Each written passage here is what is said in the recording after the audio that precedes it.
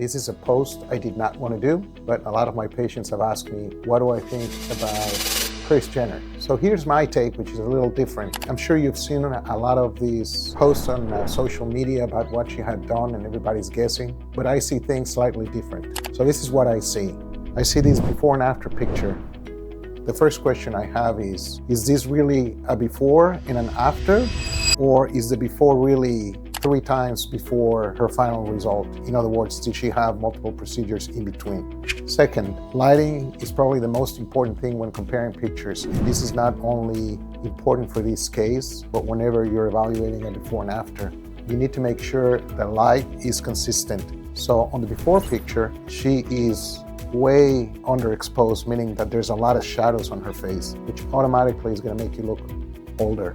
On the after picture, she's overexposed, meaning that there's a lot of light, which means that she's going to look significantly younger because all the defects of the face pretty much get washed out with the light.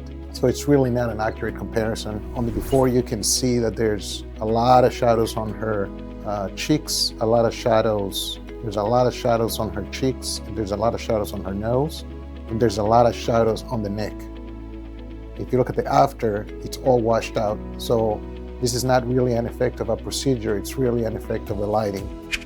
The third thing that I see is, if you look at her skin, she's got a lot of wrinkles on the before picture. She's got no wrinkles on the after picture. Now, no surgery addresses wrinkles. Patients usually need a chemical peel or they need a laser to resurface the skin. But even with that, you don't usually get a result on this. You can get a significant improvement, but again, on the after, she's got perfect skin. Again, this is a filter effect. So my advice is that if you're looking for a procedure to duplicate what she had done, it doesn't exist. It's playing with lights and shadows.